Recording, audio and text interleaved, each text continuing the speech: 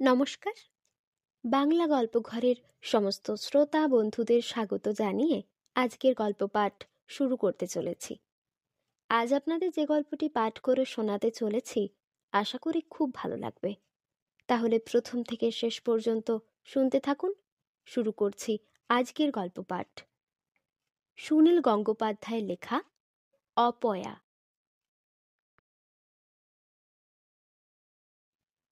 কতকগুলো ব্যাপার আছে যেগুলোর কথা আমরা খবরের কাগজে পড়ি কিংবা লোকের মুখে শুনি, কিন্তু স্বচক্ষে দেখার অভিজ্ঞতা হয় না। যেমন জীবনে আমি বেশ কয়েকবার প্লেনে চেপেছি, ট্রেনে চেপেছি অন্তত কয়েকশো বার, কিন্তু কখনো কোনো দুর্ঘটনা ঘটেনি। তেমনি কোনো বড় রকমের দুর্ঘটনা কিংবা ডাকাতিও দেখার সৌভাগ্য আমার হয়নি। সাধারণ মানুষের জীবন শুধু অতি সাধারণ ঘটনাতেই সাজানো থাকে। আবার এক একজন মানুষ থাকে যাদের জীবনে এরকম অনেকগুলো ঘটনায় পর পর ঘটে যায়, যাদের কাছে মৃত্যু অনেকবার কাছাকাছি এসে ফিরে যায়। তাদের জীবন নিশ্চয়ই আমাদের থেকে অনেক আলাদা। সেই রকম একজনকে আমি দেখেছিলাম, বানিদি। বানিদিকে চিনতাম অনেক দিন ধরেই, কিন্তু যেদিন থেকে তার জীবন কাহিনী জানতে পারলাম সেদিন থেকে ওকে অন্য চোখে দেখতে লাগলাম। বানিদি খুব একটা সুন্দরী না হলেও বেশ আকর্ষণীয় চেহারা, সাধারণ মেয়েদের তুলনায় লম্বা, চোখে মুখে ব্যক্তিত্ব আছে এবং রীতিমতো বিদুষী। দর্শনশাস্ত্রের ওপর বানিদির লেখা দুখানি বই আছে। আমি ইচ্ছে করেই ওর পুরো নামটা জানাচ্ছি না। কি যেন এক অদৃশ্য অভিশাপের জন্য বানিদি কখনো জীবনে সুখ পেলেন না। তাহলে গোড়া থেকে বলি। একবার আমরা দলবল নিয়ে ডায়মন্ড হারবারে পিকনিক করতে গিয়েছিলাম। তখন বানিদির বয়স 30, আমাদের আরো কম। সবাই মিলে শিয়ালদা স্টেশনে এসেছি সকালবেলা। স্টেশনে রীতিমতো গোলমাল। কোন ট্রেন আগে যাবে, কোন ট্রেন পরে যাবে তার কোনো ঠিক নেই। আমরা রীতিমতো বিরক্তি হয়ে উঠেছিলাম। কি কারণে যে বানিদি এই পিকনিকের ব্যাপারে মোটেই উৎসাহী ছিলেন না। তিনি কিছুতেই আসতে রাজি হননি। অনেকটা ওকে জোর করে ধরে আনা হয়েছিল। ট্রেনের গোলমাল দেখে বানিদি বললেন, আমি তাহলে ফিরে যাই। কিন্তু এত দূর এসে কেউ কি ফিরে যায়? আমরা বানিদিকে জোর করে আটকে রাখলাম। পাশাপাশি প্ল্যাটফর্মে দুটি ট্রেন দাঁড়িয়ে, কোনটা আগে ছাড়বে তা কেউ বলতে পারে না। মোটামুটি আন্দাজ করে একটা ট্রেনে উঠে বসলাম। একটু পরেই সুবিমল খবর নিয়ে এলো আমরা ভুল ট্রেনে উঠেছি, অন্যটাই আগে ছাড়বে। তখনই আমরা হুড়োহুড়ি করে লটবহর নামিয়ে ছুটতে ছুটতে গিয়ে উঠে বসলাম অন্য ট্রেনটাতে। বানিদি যাতে চলে না যান সেজন্য আমি ওর হাতটা শক্ত করে ধরে রেখেছিলাম। কিন্তু আমরা এই ট্রেনে ওঠার সঙ্গে সঙ্গে অন্য ট্রেনটা হুইসেল বাজিয়ে ছেড়ে দিল। তখন আর আমাদের নামবার উপায় নেই। সকলে মিলে খুব একজোট গালাগাল দিলাম সুবিমলকে। সুবিমল তো মিনমিন করতে লাগলো। যাই হোক, আধ ঘন্টা বাদে আমাদের ট্রেনটাও ছাড়ল। আমরা সবাই মিলে গান ধরলাম। আমাদের মধ্যে সুবিমল, মালতী আর অঞ্জনার গানের গলা বেশ ভালো। বানিদিও এক একবার আমাদের সঙ্গে গলা মেলালেন। এখন বানিদিকে বেশ হাসি খুশি মনে হচ্ছে। আমরা মাঝামাঝি পথ পৌঁছাবার পর হঠাৎ মাঠের মাঝখানে থেমে গেল ট্রেনটা। ঘন ঘন হুইসেল বাজতে লাগলো, কিরকম যেন আর্তনাদ চিৎকারের মতো। অনেক কৌতূহলী যাত্রী নেমে পড়ল ট্রেন থেকে। সুবিমলই খবর নিয়ে এলো যে 3 মাইল দূরে একটা ট্রেন অ্যাক্সিডেন্ট হয়েছে। আমাদের এই ট্রেন আর চলবে কিনা সন্দেহ আছে। তখন আমাদের অল্প বয়স, কোনো ঘটনাকেই গুরুত্বপূর্ণ মনে হয় না। ট্রেন চলবে না শুনেও খুব একটা ঘাবড়ে গেলুম না। আমি অন্যদের কাছে প্রস্তাব দিলাম, চল না আমরা হেঁটে গিয়ে অ্যাক্সিডেন্টটা তবে দেখে আসি। সকলেই রাজি হলো। শুধু দেখলাম বানিদি জানালার পাশে স্তব্ধ হয়ে বসে আছেন, মুখখানা দারুণ বিষণ্ণ। মনে হলো যে অ্যাক্সিডেন্টের কথা শুনে মনে খুব আঘাত পেয়েছেন। আমি জিজ্ঞেস করলাম, কি বানিদি, আপনি যাবেন না? বানিদি একটু ম্লান অপলক ভাবে আমার দিকে চেয়ে রইলেন। তারপর গম্ভীরভাবে বললেন, এই জন্যেই আমি আসতে চাইনি। তোমরা কেন আমাকে নিয়ে এলে? আমার জন্যই তোমাদের সবকিছু নষ্ট হয়ে গেল। আমি একটু অবাক হয়ে বললাম, আপনার জন্য? আপনি আবার কি করলেন? বানিদি বললেন, তোমাদের পিকনিকে যাওয়া হলো না আর। তাতে কি হয়েছে, জিনিসপত্র তো সঙ্গেই আছে, আমরা না হয় এই মাঠের মধ্যেই পিকনিক করব। বানিদি তবু একটা বড় নিঃশ্বাস ফেলে বললেন, আজ সুবিমলের জন্যই তোমরা বেঁচে গেলে। শেষ মুহূর্তে সুবিমলের কথায় আমরা ট্রেন বদলালাম, নইলে আগের যে ট্রেনটা অ্যাক্সিডেন্ট করেছে আমরা তো সেটাতেই থাকতাম। এই কথাটা অবশ্য প্রথমেই আমাদের সবার মনে হয়েছিল। সত্যি একটুর জন্য আমরা আগের ট্রেনটায় যাইনি। সুবিমল বলল, আমি তখনই বুঝেছিলাম, আমি বিপদের গন্ধ পাই। আমরা সবাই মিলে সুবিমলকে, যা যা, বেশি চালাকি করিস না, চুপ কর তো, an accident is an accident, এইসব বলে চুপ করিয়ে দিয়েছিলাম। কিন্তু বানিদি আমাদের বাধা দিয়ে বললেন, সুবিমল কিন্তু ঠিকই বলেছে, ও না থাকলে তোমাদের আজ বিপদ হতো। আমি যেখানেই যাই সেখানেই একটা কিছু বিপদ হয়। আমি অপয়া। আমরা বললাম, সে কি বানিদি, অপয়া আবার কি? আপনার কুসংস্কার আছে তা জানতাম না তো।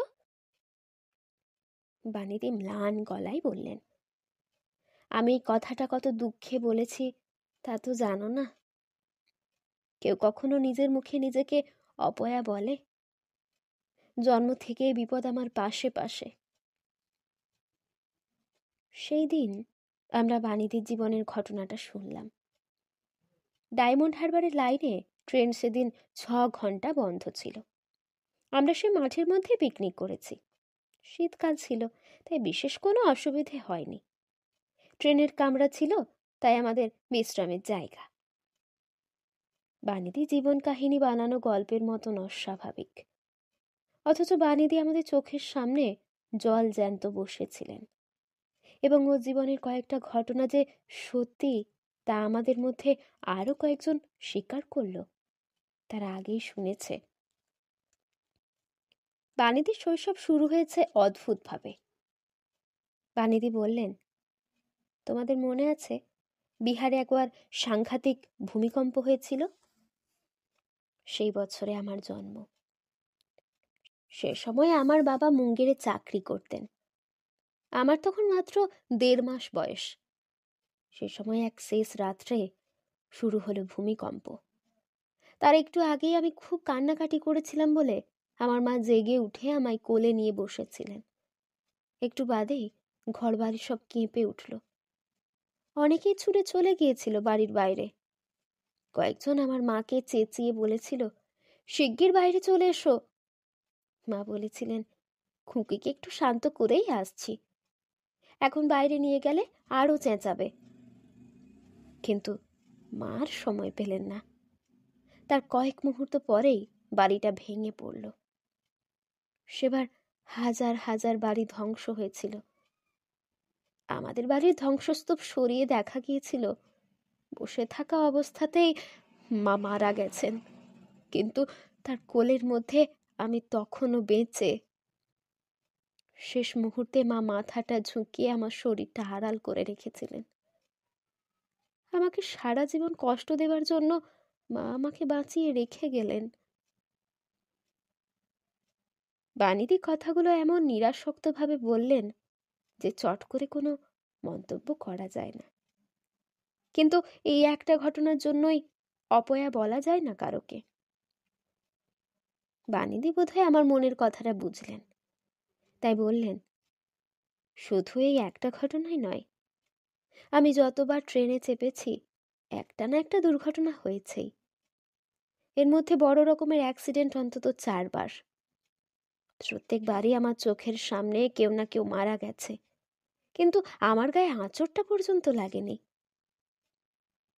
ইডেন গার্ডেনে একবার খুব বড় একটা মেলা হয়েছিল। আমি তখন বেশ ছোট, স্কুলে পড়ি। স্কুলের কয়েকজন বন্ধু মিলে সে মেলায় গিয়ে নাগরদোলায় চেপেছিলাম। খুব জোরে যখন ঘুরছে সে সময় নাগরদোলার একটা পাল্লা ভেঙে গেল। আমরা 4টি মেয়ে তখন সবচেয়ে উঁচুতে। হঠাৎ মনে হলো যেন আমরা আকাশের দিকে উড়ে যাচ্ছি। প্রাণ ভয়ে চিৎকার করে উঠেছিলাম সবাই। অন্যরাও গেল গেল বলছিল। কয়েক মুহূর্তের জন্য মনে হয়েছিল আমি মরে যাচ্ছি। তারপর ধপ করে পড়লাম একটা নরম জায়গায়, পাশের একটা তাঁবুর ওপর। আমার কিছুই হলো না, কিন্তু আর 2টি মেয়ের মাথায় খুব চোট লেগেছিল। আরেকটি মেয়ের পা ভেঙে পঙ্গু হয়ে রইল সারা জীবনের মতোই। সেই থেকে আমি আর কখনো নাগরদোলায় চাপি না। বানিদি সেদিন এইরকম অনেকগুলো অবিশ্বাস্য অথচ সত্যি ঘটনা বলেছিলেন। তার মধ্যে আরেকটিরও কথা আমি এখানে উল্লেখ করছি। সেটি সত্যিই চমকপ্রদ। বানিদি বললেন, তখন আমি ইউনিভার্সিটিতে পড়ি। একদিন দুপুরবেলা আমি দোতলা বাসে চেপে যাচ্ছি কলেজ স্ট্রিটে। হাজরা মোড়ের কাছে বাসটা থেমেছে। দেখি রাস্তায় দাঁড়িয়ে আছে আমার মাসতুতো ভাই মন্টু। আমি জানালা দিয়ে মুখ বাড়িয়ে বললাম, কিরে মন্টু, কোথায় যাবি? মন্টু চেঁচিয়ে বলল, কোথাও না, এমনি আড্ডা মারছি, তুমি নামো না এখানে। আমি বললাম, তোরা উঠে আয় না বাসে, কলেজ স্ট্রিটের কফি হাউসে বসবো। মন্টু আর ওর এক বন্ধু অমল লাফিয়ে উঠে পড়ল সেই চলন্ত বাসে। আমার কাছে এসে মন্টু বলল, তুমি কিন্তু আমাদের বাস ভাড়া দেবে, আর কফি হাউসে খাবার খরচাটাও তোমার। আমি হাসতে হাসতে বলেছিলাম, আচ্ছা আচ্ছা, দেব দেব, তোদের ডেকেই দেখছি আমি ভুল করেছি। বানিদি হঠাৎ একটু গম্ভীর হয়ে গিয়ে বললেন, সত্যি সেদিন কি ভুলই না করেছিলাম ওদের ডেকে। আজও সেজন্য নিজেকে ক্ষমা করতে পারি না, বিশেষ করে মন্টুর বন্ধু অমলের কথা ভাবলে। আমরা বানিদিকে বললাম, তারপর কি হলো? বানিদি বললেন, আমি বসেছিলাম লেডিস সিটে। পাশে একটা জায়গা খালি ছিল, সেখানে মন্টু বসবে না অমল বসবে এ নিয়ে খুব ঝুলোঝুলি হলো। অমল খুব লাজুকে ধরনের ছেলে, সে কিছুতে বসতে রাজি হলো না। মন্টু বসলো, তার পাশে দাঁড়িয়ে রইল অমল। বাস খানিকটা আসতেই কিরকম যেন গোলমাল টের পেলাম। বাসটা চৌরঙ্গি ছাড়িয়ে ধর্মতলায় ঢুকতেই দেখলাম রাস্তা একেবারে লোকে লোকারণ্য। অনেকের হাতেই বড় বড় লাঠি আর ছোড়া। আমরা টের পাইনি কলকাতায় কখন দাঙ্গা বেঁধে গেছে, কিন্তু তখন আর বাস করাবার উপায় নেই। সোজা চালিয়ে কোনো থানায় আশ্রয় নিতে হবে। ওয়েলিংটনের কাছে একদল লোক বাস আটকে দিল। দুমদাম করে বোমা আর 2টো গুলির আওয়াজ শুনলাম। চোখে নিমেষে দেখলাম আমাদের পাশে দাঁড়ানো অমল গুলিবিদ্ধ হয়ে ধূপ করে পড়ে গেল। একটা আওয়াজও করতে পারল না। ব্যাপারটা ঘটে গেল চোখের নিমেষে। তারপরেই বাসরুদ্ধ লোকের আর্ত চিৎকার। এদিকে গুন্ডারা বাসে আগুন লাগিয়ে দিল, সকলকে পুড়িয়ে মারতে চাইছে, কাউকে নামতেও দেবে না। আমরা তাকিয়ে দেখলাম বাসের ড্রাইভার হুমড়ি খেয়ে পড়ে আছে, সম্ভবত তারও গুলি লেগেছে। আমাদের আর বাঁচবার আশা নেই। তখন মন্টু এক অসম সাহসিক কাণ্ড করল। মাথা ঠান্ডা রেখে সে ছুটে গেল বাসের সামনের দিকে। ড্রাইভারের সিটের পেছনে যে তারের জাল থাকে সেটার উপর দাম দাম করে লাথি মেরে ছিঁড়ে ফেলল সেটাকে। তারপর লাফে ভেতরে ঢুকে আহত ড্রাইভারকে সরিয়ে নিজেই চালিয়ে দিল বাসটা। মন্টু খুব ভালো গাড়ি চালায়, কিন্তু কোনোদিন বাস চালায়নি। তবু ঝড়ের বেগে সেই বাস চালিয়ে গুন্ডাদের দু একজনকে ধাক্কা মেরে ফেলে সোজা সেই বাস এনে ওঠালো মেডিকেল কলেজে। সেখানে পৌঁছে অজ্ঞান হয়ে গেল মন্টু। তার কাঁধে একটা ছুরি বিঁধেছিল। তাড়াতাড়ি হাসপাতালে লোকজন এসে নামালো আহতদের। আমি ঘোর লাগা চোখে অমলের দিকে এক দৃষ্টে তাকিয়ে বসেছিলাম। আমার নড়াচড়া করারও ক্ষমতা ছিল না যেন। আমার দিকে তাকিয়ে কয়েকজন একটু যেন থমকে গেল। তারপর বলল, আপনি চুপ করে বসে থাকুন, একটু নড়বেন না, আমরা স্ট্রেচার আনছি। আমি অতি কষ্টে বললাম, আমার কি হয়েছে? আপনার বুকে বোধহয় গুলি লেগেছে, একদম নড়াচড়া করবেন না। আমি তাকিয়ে দেখলাম আমার বুকের কাছে শাড়িতে লেগে আছে টাটকা রক্ত, বিন্দু বিন্দু গড়িয়ে পড়ছে।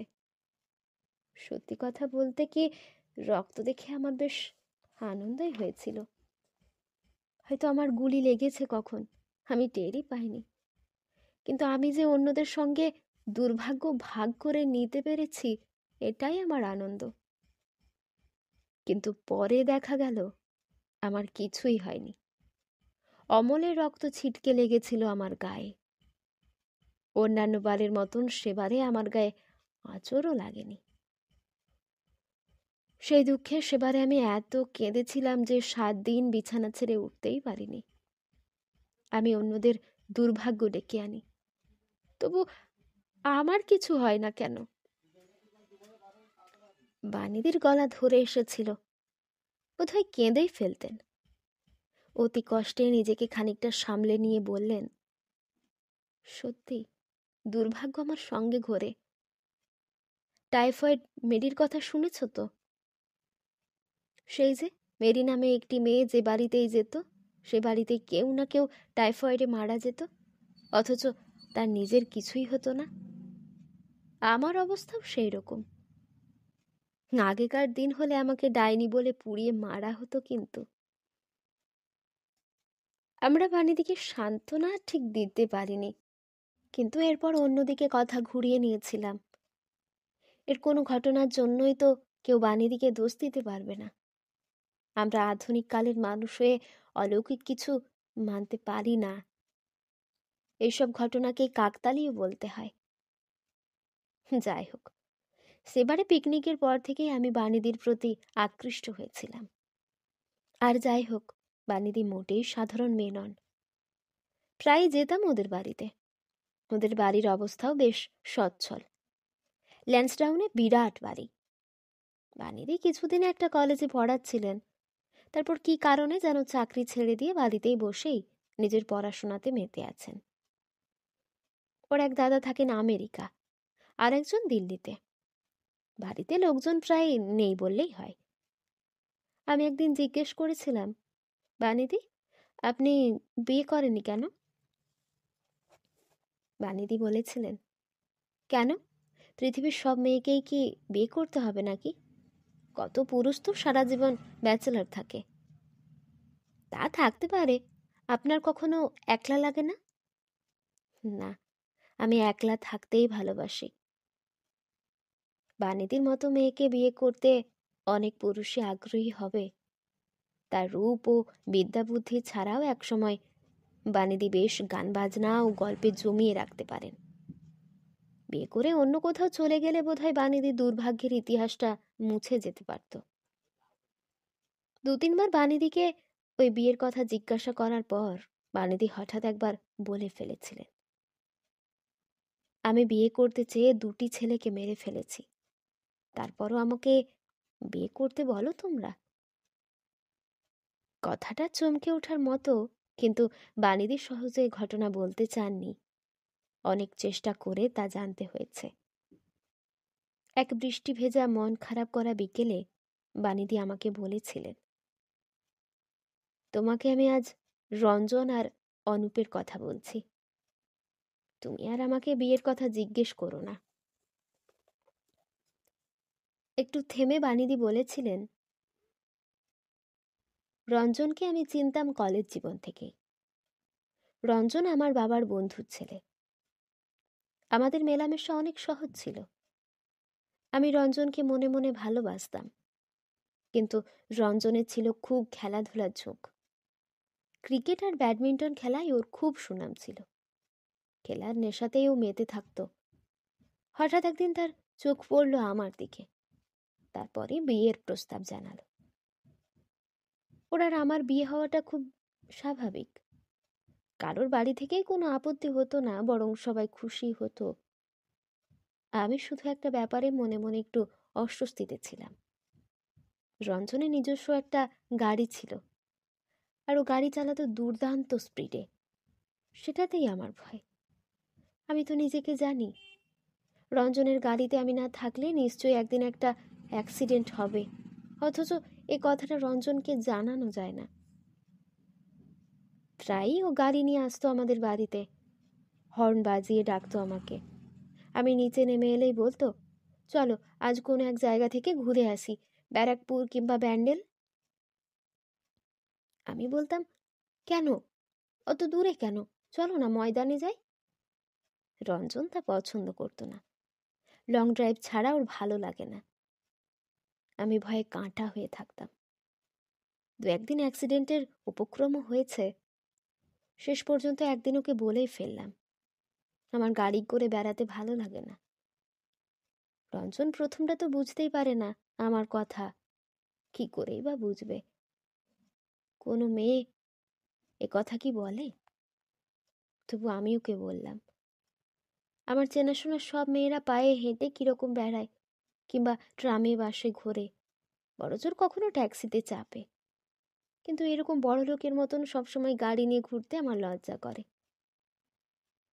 রঞ্জন কয়েকবার কথাটা হেসে উড়িয়ে দেবার চেষ্টা করেছিল, কিন্তু এরপর থেকেও গাড়ি নিয়ে এলে আর ওর সঙ্গে বেরাতাম না। রঞ্জন খুব দুঃখ পেয়েছিল, কিন্তু আমার জেদ দেখে শেষ পর্যন্ত রাগের মাথায় একটা কাণ্ড করে ফেলল। একদিন এক কথায় বিক্রি করে দিল গাড়িটাকে, প্রায় জলের দামে। গাড়িটা ছিল ওর খুব প্রিয়। গাড়ি ছাড়া ওকে এক মিনিট দেখা যেত না পথে ঘাটে। সে গাড়ি বিক্রি করে দিতে যে ওর মনে কতটা লেগেছিল তা আমি তোমাকে বোঝাতে পারবো না। গাড়িটা বিক্রি করে সোজা রঞ্জন আমাদের বাড়িতে এসে বলল, এবার তুমি খুশি তো? তার দুদিন পরেই রঞ্জন মারা গেল। আমি দারুণ চমকে গিয়ে বললাম, হ্যাঁ, কি হলো? বানিদি ঠান্ডা গলায় বললেন, রঞ্জন মারা গেল। কি করে জানো? গাড়ি চাপা পড়ে। খেলার মাঠ থেকে ফিরছিল, দৌড়ে রাস্তা পার হতে গিয়ে। রঞ্জন নিজে কখনো কাউকে চাপা দেয়নি, অথচ ওকেই মরতে হলো গাড়ির তলায়। আর কেউ জানে না, কিন্তু আমি তো জানি, রঞ্জন যদি নিজের গাড়িটা বিক্রি করে না দিত তাহলে কিছুতেই এভাবে। আমি বানিদিকে বাধা দিয়ে বললাম, না বানিদি, এটা আপনি শুধু শুধু নিজের উপর দোষ টানছেন। অনেকেই তো গাড়ি বিক্রি করে দেয় অনেক কারণে, তা বলে তারা যদি গাড়ি চাপা পড়ে মরে, এটা মানে এটা একটা আকস্মিক ব্যাপার।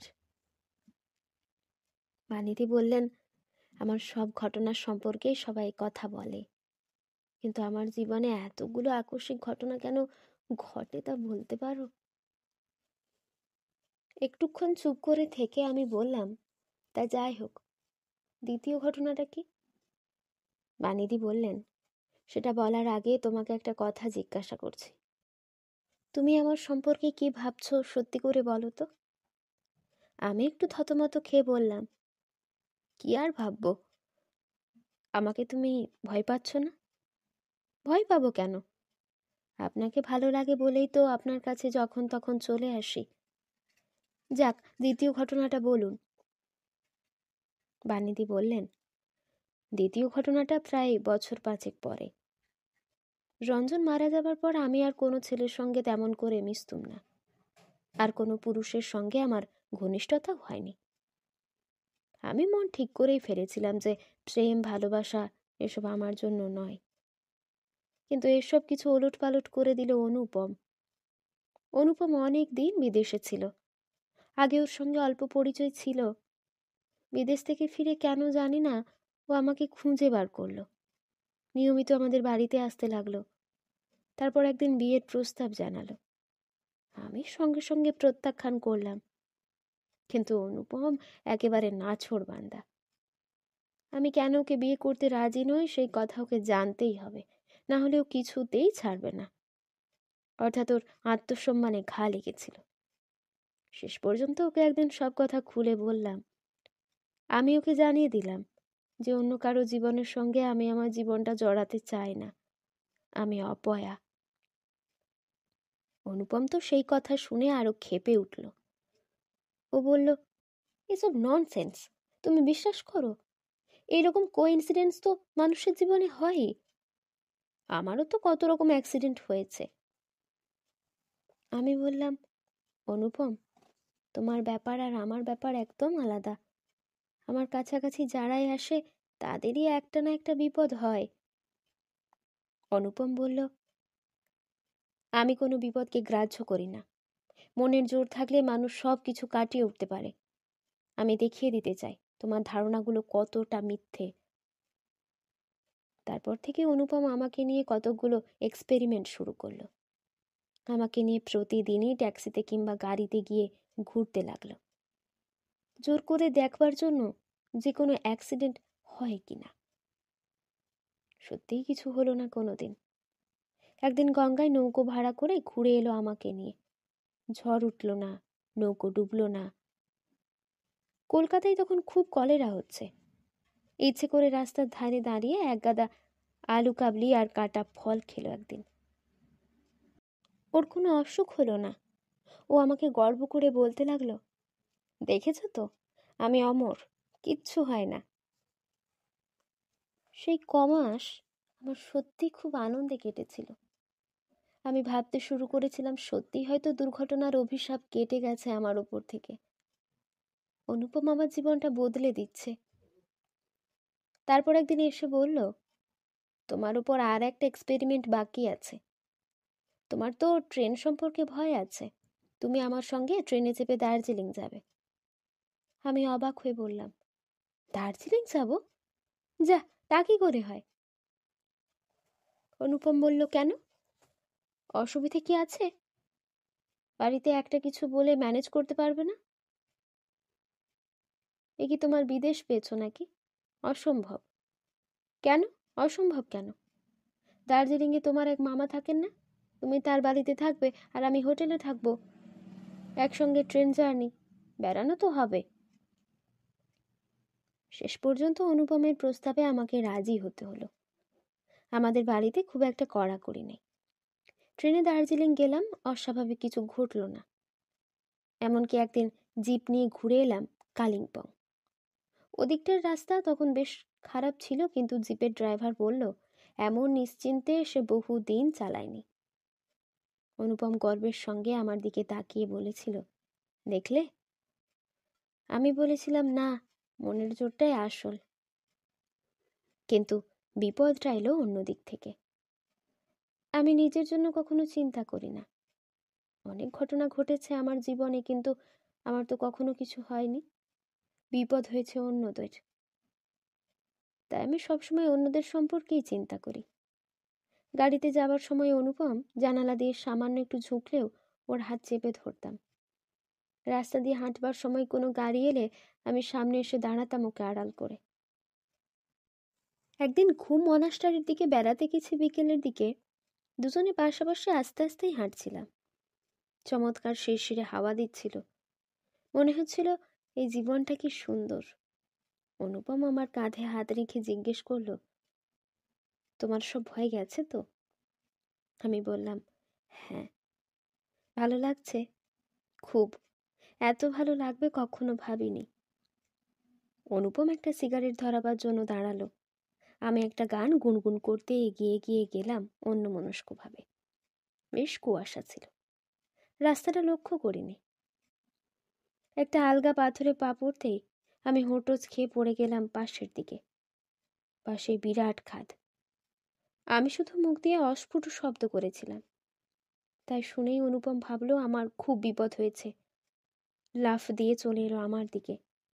আমি তখন রাস্তার পাশে পড়ে গিয়েও একটা পাথর ধরে ফেলেছি, কিন্তু অনুপম এমন হুড়মুড় করে সেখানে এসে পড়ল যে তা সামলাতে পারল না। ও গড়িয়ে পড়ল নিচের দিকে। আমি ভেবেছিলাম অনুপম নিশ্চয়ই কিছু একটা ধরে ফেলবে, কিন্তু তা হলো না। অনুপম চেঁচিয়ে উঠল, বানি, আমার হাতটা একটু ধরো, হাতটা একটু ধরো। আমি তাড়াতাড়ি ঝুঁকে এসে আর সেখানে কিছুই দেখতে পেলাম না। অনুপম আর নেই।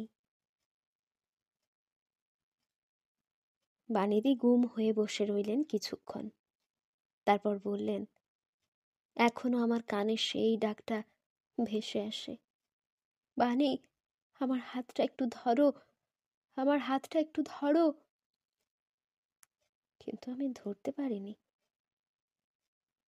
বানিদির সমস্ত শরীরটা কাঁপছিল, মুখটা নিচু করা।